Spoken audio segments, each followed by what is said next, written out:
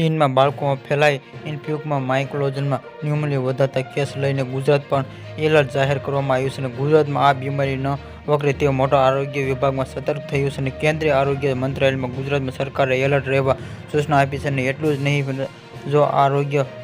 વર્કેત દર્દીઓને તાકીદાર સારવાર મળી રહેશે તો ગુજરાતીઓ તમામ સરકારી હોસ્પિટલોમાં 19 ડિસેમ્બર માર્કેટિંગ યોજાશે અને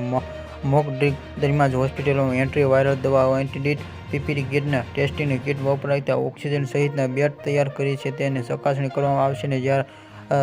આરોગ્ય વિભાગના સૂચન બાદમાં અમદાવાદમાં સિવિલ હોસ્પિટલમાં વેન્ટિલેટર 300 બેડમાં ખાસ આઈસીયુ વોર્ડમાં તૈયાર કરવામાં આવશે. માર્કેટ દરમિયાન જો હોસ્પિટલમાં એન્ટ્રી વાયરલ દવા, એન્ટી પીપીઈની કિટમાં ટેસ્ટ કિટ ઉપયોગ ઓક્સિજન અને તે બેડ તૈયાર કરવામાં ચકાસણી કરવામાં આવશે કે 300 બેડ ખાસ આઈસીયુ વોર્ડમાં તૈયાર કરવામાં આવશે.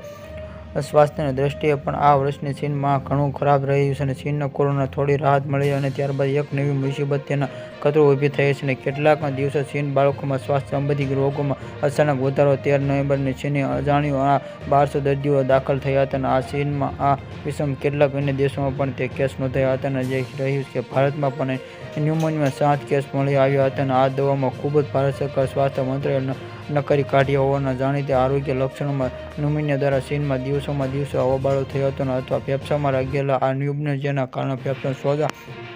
જોવા મળ્યા હતા કારણ કે શ્વાસમાં લેવા તકલીફ થાય કે ન્યુમોનિયા ચેપના કારણે આ જોકે મોટાભાગના કિસ્સામાં લોકો થોડા દિવસમાં સ્વસ્થ અને કેટલે તે ખૂબ જ ગંભીર બની જાય છે અને આ ન્યુમોનિયા લક્ષણો સૂચિ ઉધરસ, ઓછો તાવ, ત્રીજો શ્વાસની તકલીફો, ચોથું ફેફસામાં સોજા, ઝાડા, ઉલટી અથવા